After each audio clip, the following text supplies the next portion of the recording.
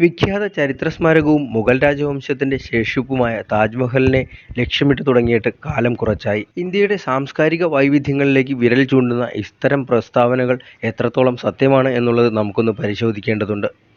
മുഗൾ ചക്രവർത്തിയായ ഷാജഹാൻ തന്റെ പ്രിയപത്നി മുംതാസിന് മഹലിന്റെ സ്മരണയ്ക്കായി പണികഴിപ്പിച്ചതാണ് യമുനാ നദിക്കരയിലെ വെണ്ണക്കൽ കൊട്ടാരം. 1632 നിർമ്മാണം തുടങ്ങി 1653 പൂർത്തിയാക്കിയതെന്നാണ് ചരിത്രരേഖകൾ പറയുന്നത്.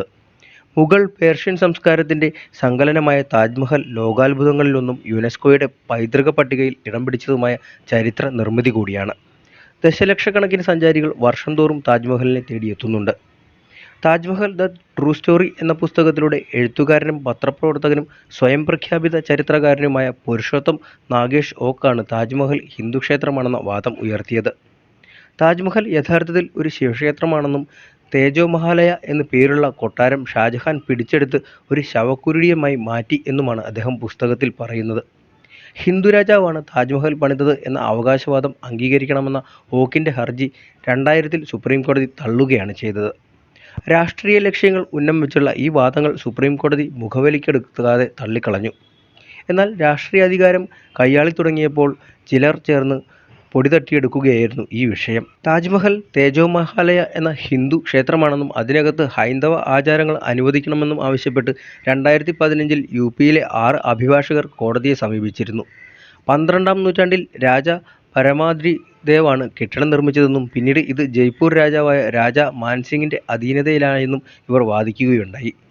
17-ാം നൂറ്റാണ്ടിൽ രാജ ജയ്സിംഗിന്റെ കൈവശമുണ്ടായിരുന്ന കെട്ടിടം പിന്നീട് ഷാജഹാൻ കൂട്ടിച്ചേർക്കലുകൾ നടത്തി തന്റേതാക്കുകയായിരുന്നുവെന്നാണ് ഇവർ പറഞ്ഞത്. ഹർജി ഫയലിൽ സ്വീകരിച്ച ജില്ലാ കോടതി ആഭ്യന്തര വകുപ്പിനും ആർക്കിയോളജിക്കൽ വിഭാഗത്തിനും നോട്ടീസ് നൽകുകയും ചെയ്തു. താജ്മഹൽ ഒരു ശവകുടീരമാണെന്നും ക്ഷേത്രമല്ലെന്നും സാംസ്കാരിക വകുപ്പ് 2015 പാർലമെന്റിൽ വിശദീകരിച്ചിരുന്നതാണ്. താജ്മഹൽ ഒരിക്കലും ഒരു ക്ഷേത്രമായിരുന്നില്ലെന്നും മുസ്ലിം ശവകുടീരമാണെന്നും 2017 പുരാവസ്തു ഗവേഷണ വകുപ്പ് ആഗ്ര കോടതിയെ അറിയിക്കുകയും ചെയ്തിട്ടുണ്ട്. എന്നാൽ ഇവർ പിന്മാറാൻ കൂട്ടാക്കിയില്ലായിരുന്നു. PN ഓക്കലിന്റെ സിദ്ധാന്തത്തെ അവർ പലപ്പോഴായി തങ്ങളുടെ വാദങ്ങൾ ഉയർത്തുന്ന കാഴ്ചയാണ് കണ്ടത്. ഒന്നുകിൽ താജ്മഹൽ ഹിന്ദുക്കളുടേതാണെന്ന് വാദിക്കുക, അല്ലെങ്കിൽ താജ്മഹൽ വിദേശികളുടേതാണെന്ന് പറഞ്ഞ് അപകീർത്തിപ്പെടുത്തുക. ഈ ഒരു തന്ത്രമാണ് പലപ്പോഴായി അവർ സ്വീകരിച്ചു പോന്നത്. താജ്മഹൽ രാജ്യദ്രോഹികൾ നിർമ്മിച്ചതാണെന്നും അതിനാൽ ഇന്ത്യൻ ചരിത്രത്തിൽ ഉൾപ്പെടുത്തരുതെന്നും വാദിച്ച് BJP MLA ആയ സംഗീത് സോം രംഗത്തെത്തിയിരുന്നു. പിന്നീട് UP മുഖ്യമന്ത്രി യോഗി ആദിത്യനാഥും ഈ വാദം ആവർത്തിക്കുകയാണ് ചെയ്തത്. താജ്മഹൽ ഇന്ത്യൻ സംസ്കാരത്തിന്റെ ഭാഗമല്ലെന്നായിരുന്നു യോഗി പറഞ്ഞത്.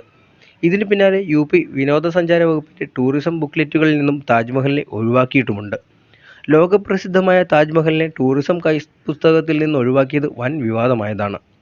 താജ്മഹലിനെ തേജോ മഹാലയ ക്ഷേത്രമെന്ന് വിശേഷിപ്പിച്ച് അലിഗഡിൽ ഹിന്ദു മഹാസഭ കലണ്ടർ ഇറക്കിയിരുന്നു. ഇസ്ലാം വിശ്വാസികളുടെ പുണ്യകേന്ദ്രമായ മക്കയെ മക്കേശ്വർ മഹാദേവ ക്ഷേത്രം എന്നും പേരുമാറ്റിയത് ഇവർ തന്നെയായിരുന്നു. 2017 താജ്മഹലിൽ 2 യുവാക്കൾ പൂജ നടത്തുന്ന ദൃശ്യങ്ങൾ പുറത്തു വന്നതാണ്. ഹൈന്ദവാചാരപ്രകാരമുള്ള പൂജയുടെ ദൃശ്യങ്ങളാണ് പ്രചരിച്ചത്. പിന്നീടും പലപ്പോഴേ അതിക്രമങ്ങളും ആരോപണങ്ങളും തുടരുകയാണ് ചെയ്തത്. കഴിഞ്ഞ വർഷമാണ് താജ്മഹൽ ഹിന്ദു ക്ഷേത്രമാണെന്ന് ആവർത്തിച്ച് BJP നേതാവ് കപിൽ മിശ്ര രംഗത്തെത്തിയത്. താജ്മഹലിന്റെ യഥാർത്ഥ പേര് തേജോ മഹാലയ എന്നാണ്. കഴിഞ്ഞ 300 വർഷമായി താജ്മഹൽ ഷാജഹാൻ നിർമ്മിച്ചതാണെന്ന രീതിയിൽ കബളിപ്പിക്കപ്പെടുകയാണ്. താജ്മഹൽ ഹിന്ദു ക്ഷേത്രമാണെന്ന് സ്ഥാപിക്കുന്ന രീതിയിലുള്ള ചിത്രവും കപിൽ മിശ്ര ട്വിറ്ററിൽ പങ്കുവച്ചിരുന്നു. സമാന വാദവുമായി വിനയ് കത്യാറും രംഗത്തെത്തിയിരുന്നു. BJP നേതാവ് ആനന്ദ് കുമാർ ഹെഗ്ഡെ അവകാശപ്പെട്ടത് താജ്മഹൽ ഷാജഹാൻ നിർമ്മിച്ചതല്ലെന്നും ജയസിംഹ രാജാവിന്റെ പക്കൽ നിന്ന് വാങ്ങുകയായിരുന്നുവെന്നുമാണ്.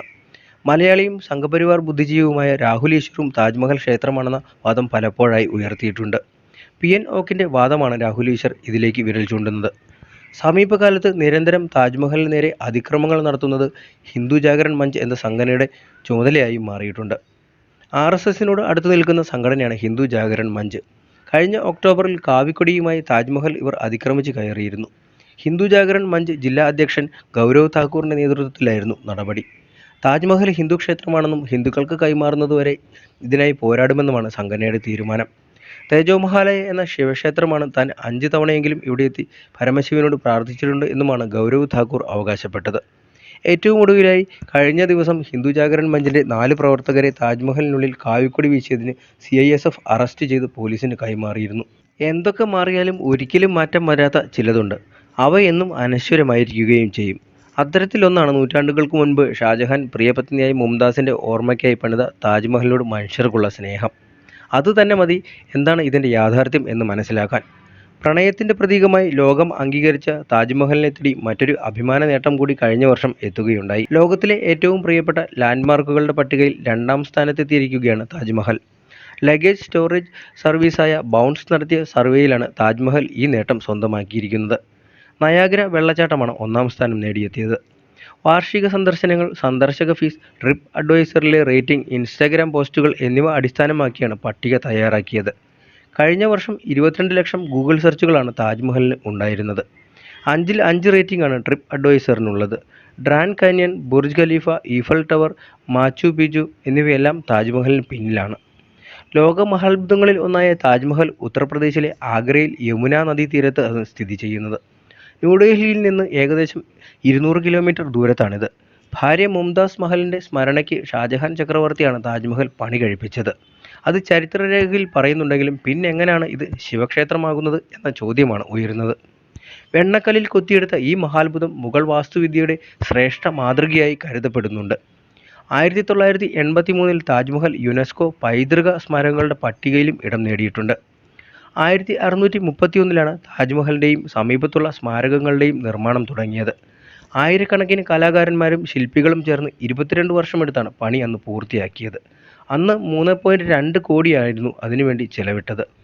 Persian, Turkish, Saracen, European, Rajput ശൈലികളുടെ സമഞ്ജയമായ സമ്മേളനമാണ് താജ്മഹലിനെ വേറിട്ടതാക്കുന്നത്. കേവലമായ ഒരു ശവകുടീരത്തിൽ നിന്ന് കാലാതിവർത്തിയായ പ്രണയകുടീരമായി ആ വെണ്ണക്കൽ സൗധം മാറിയതും അതുകൊണ്ട് തന്നെ. ഉസ്താദ് അഹമ്മദ് ലാഹോറി, ഉസ്താദ് ഈസ എന്നിവരാണ് താജ്മഹലിൻ്റെ മുഖ്യ ശില്പികളായി വിലയിരുത്തപ്പെടുന്നത്. കുംഭഗോപുരത്തിൻ്റെ താഴെയാണ് മുംതാസ് മഹലിൻ്റെ ഭൗതികാവശിഷ്ടം സൂക്ഷിച്ചിട്ടുള്ളത്. തൊട്ടടുത്ത് തന്നെ ഷാജഹാൻ്റെ ഖബറിടവുമുണ്ട്. തലമുറകളെ വിസ്മയിപ്പിച്ചുകൊണ്ട് നിലകൊള്ളുന്ന താജ്മഹൽ ഇപ്പോൾ ആർക്കിയോളജിക്കൽ വകുപ്പിന് കീഴിലുമാണ്. അപ്പോൾ പിന്നെ എങ്ങനെ ഇത് ശിവക്ഷേത്രമായി ഉദയം ചെയ്തു എന്നുള്ള കാര്യവും പ്രത്യേകം എടുത്തു പറയേണ്ടതാണ്. കാലത്തിൻ്റെ കവിൾത്തടത്തിലെ കണ്ണുനീർത്തുള്ളി എന്നാണ് രവീന്ദ്രനാഥ ടാഗോർ താജ്മഹലിനെ വിശേഷിപ്പിച്ചിരിക്കുന്നത്. താജ്മഹലിൻ്റെ നിർമ്മാണവുമായി ബന്ധപ്പെട്ട് ചരിത്ര പുസ്തകങ്ങളിലുള്ള തെറ്റായ വിവരങ്ങൾ നീക്കം ചെയ്യണമെന്നാവശ്യപ്പെട്ട് ഡൽഹി ഹൈക്കോടതിയിൽ പൊതുതാൽപര്യ ഹർജിയും എത്തിയിരുന്നു. രാജാ മാൻസിംഗിൻ്റെ കൊട്ടാരം തകർത്ത് 17 വർഷം എടുത്താണ് താജ്മഹൽ പണി കഴിപ്പിച്ചതെന്നാണ് ചരിത്ര പുസ്തകങ്ങൾ രേഖപ്പെടുത്തിയിരിക്കുന്നത് എന്നും പറയുന്നു. എന്നാൽ ഇതിന് വസ്തുത വിരുദ്ധമായിരിക്കെ ഇത്തരം പരാമർശങ്ങൾ നീക്കം ചെയ്യണമെന്നും ഹർജിയിൽ ആവശ്യപ്പെടുന്നുണ്ട്. ഹിന്ദുസേന പ്രസിഡന്റ് സുർജിത് സിംഗ് യാദവാണ് ഹർജി സമർപ്പിച്ചത്. ഹർജിയിൽ തീരുമാനമെടുക്കാൻ സമയം നൽകിയിട്ടുണ്ട് കോടതി. രാജാ മാൻസിംഗിൻ്റെ കൊട്ടാരം പൊളിച്ചാണ് ഷാജഹാൻ നിലവിലുള്ള താജ്മഹൽ പണിതതെന്നാണ് പാഠപുസ്തകങ്ങളിലടക്കം പരാമർശിച്ചിരിക്കുന്നത്. എന്നാൽ കൊട്ടാരം പൊളിക്കാതെ രൂപമാറ്റം വരുത്തുക മാത്രമാണ് ഷാജഹാൻ ചെയ്തത്. ഇതേ കാരണം കൊണ്ടാണ് കൊട്ടാര ചരിത്രകാരന്മാരുടെ വിവരങ്ങളിൽ ഒരു വാസ്തുശില്പിയെക്കുറിച്ച് പരാമർശമില്ലാത്തതെന്നും ഹർജിയിൽ വ്യക്തമാക്കുന്നുണ്ട്. താജ്മഹലിൻ്റെ നിർമ്മാണവുമായി ബന്ധപ്പെട്ട തെറ്റായ ചരിത്ര വസ്തുതകൾ ഇപ്പോഴും ആർക്കിയോളജിക്കൽ സർവേ ഓഫ് ഇന്ത്യയുടെ വെബ്സൈറ്റിൽ നിലനിൽക്കുന്നതായും ഹർജിക്കാരൻ ചൂണ്ടിക്കാട്ടുന്നുണ്ട്. 1631-ൽ മുംതാസ് മഹലിൻ്റെ മരണത്തിന് 6 മാസത്തിന് ശേഷം മൃതദേഹം താജ്മഹലിൻ്റെ പ്രധാന ശവകുടീരത്തിലേക്ക് മാറ്റിയതായി ASI പറയുന്നുണ്ട്. അതേ സൈറ്റിൽ തന്നെ 17 വർഷമെടുത്ത് 1648-ലാണ് സ്മാരക സമുച്ചയം പൂർത്തിയായതെന്നും പറയുന്നു. ഘടകവിരുദ്ധമായ വസ്തുതകൾ വെബ്സൈറ്റിൽ നിന്നും നീക്കം ചെയ്യാൻ ഹർജിയിൽ അവകാശപ്പെടുന്നുണ്ട്. താജ്മഹലിൻ്റെ ശില്പിയായി ഉസ്താദ് അഹമ്മദ് ലാഹോരിയെക്കുറിച്ച് പുസ്തകങ്ങൾ പരാമർശിക്കുന്നുണ്ടെങ്കിലും അതിനാവശ്യമായ തെളിവുകൾ ലഭ്യമല്ലെന്ന് ഹർജിക്കാരൻ നടത്തിയ പഠനം സ്ഥാപിക്കുന്നുവെന്നാണ് പറയുന്നത്. ഷാജഹാൻ്റെ എല്ലാ കൊട്ടാര ചരിത്രകാരന്മാരും താജ്മഹലിൻ്റെ വാസ്തുശില്പിയുടെ പേര് പരാമർശിച്ചിട്ടില്ലെന്നത് വളരെ വിചിത്രമാണ്. താജ്മഹൽ ഷാജഹാൻ്റെ നിർമ്മിതി അല്ലാത്തതാണ് ഇതിന് കാരണമെന്നും പൊതുതാൽപര്യ ഹർജിയിൽ പറയുന്നുണ്ട്.